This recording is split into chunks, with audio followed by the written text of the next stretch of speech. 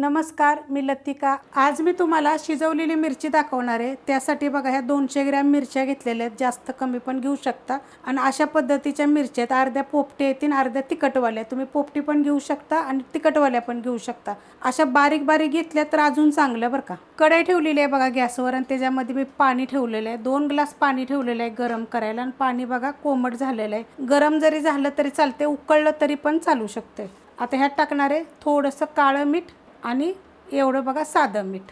हे दोन्ही मीठ टाकलेले त्यात टाकायचे। आपल्याला मिरच्यांना कट वगैरे काही करायचं नाहीये, आपल्याला अशाच पद्धतीत टाकायचे। आणि गॅस केलेला आहे बारीक गॅसवर एकदा 10 मिनिटं आपल्याला ह्याला शिजवून घ्यायचे आहेत। 10 ते 12 मिनिटं झाले होते बघा। मिरची मी शिजवत ठेवली होती, मस्त अशी शिजलेली आहे। अशा पद्धतीत बघा मिरची शिजलेली अशी शिजवून घ्यायची। जर तुम्ही एकदम ही केली ना तर 15 मिनिटं जरी ठेवले तर चालेल, पण जास्त गाळ होतो। त्यापेक्षा अशी शिजली की नाही की चांगली लागते। जर तुम्हाला पाहिजे असेल तर तुम्ही ह्याच्यामध्ये कट सुद्धा मारू शकता, पण कट मारल्यानंतर काय होतं माहिती आहे का, पाणी त्याच्यामध्ये जातं। ही कशी अशीच वरून शिजून चांगली निघते। तर आता हे मी एका चाळणीमध्ये काढून घेते। चाळणीमध्ये बघा मी काढून घेतलेली आणि मस्त अशी शिजलेली अशा पद्धतीत शिजवायची। तर तुम्हाला थोडी जास्त शिजवायची असेल तरी शिजवू शकता। मग जास्त शिजली की नाही की त्याचा असा गाळ होतो, तर अशा पद्धतीची छान लागते। आणि आपण त्याच्यामध्ये मीठ टाकल्यामुळे त्याची चव चांगली मुरते। त्याच्यामध्ये पाणी पूर्ण नितळून घ्यायचं, थोडं फार राहिलं पाणी तरी पण चालू शकते, काय हरकत नाहीये। आता ह्याच्यात टाकायचे आपल्याला बघा अर्धा लिंबाचा रस, थोडासा सेट निघाला खरं। आपण अजून अर्धा लिंबाचा रस टाकूया, कारण की एक लिंबाचा, कारण की ह्यात थोडासाच निघाला होता। कमीत कमी एका लिंबाचा तरी त्याला रस पाहिजे। त्यात टाकायचे बघा एवढं काळं मीठ आणि एवढं साधं मीठ। आता लिंबाच्या रसानं काय होतं माहिती आहे का, मिरची टिकते जास्त दिवस। जर तुम्हाला लिंबाचा रस टाकायचा नसला तर विनेगर टाकलं तरी चालेल, पण लिंबाच्या रसनं काय होतं माहिती आहे का, चवीला छान लागतं।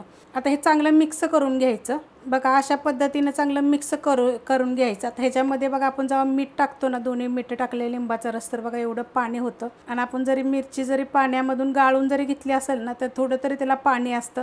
ही पाणी काढायचं नाही बघा आपल्याला, हे असंच ठेवायचं आहे पाणी। आणि असंच तुम्ही थंड झाल्यानंतर एक पॅक बंद डब्यामध्ये भरू शकता आणि रोज जेवताना तोंडी लावायला अशी एक मिरची घेऊ शकता। खूप साऱ्या अशा मिरचीच्या रेसिपी मी अपलोड केलेल्या आहेत, जेणेकरून तुम्ही 2-2, 3-3 महिने सुद्धा ठेवून तुम्ही खाऊ शकता, चवीला छान लागते। असे खूप कमेंट आले होते की शिजवलेली मिरची दाखवा, तर अशा पद्धतीनं पण एक शिजवलेली मिरची असते आणि अजून एक पद्धत असते। आणि मिरचीमध्ये कसं तुम्ही तिखटवाली घेऊ शकता, बिन तिखटवाली पण घेऊ शकता, पण बिन तिखटवाली जर घेतली ना तर त्याच्यात 2-3 तुम्ही तिखटवाली टाका, त्यांना आणि चव छान येते, मस्त लागते। करून बघा। रेसिपी आवडली तर लाईक करा, सबस्क्राईब करा, कमेंट करा आणि शेअर बी करा।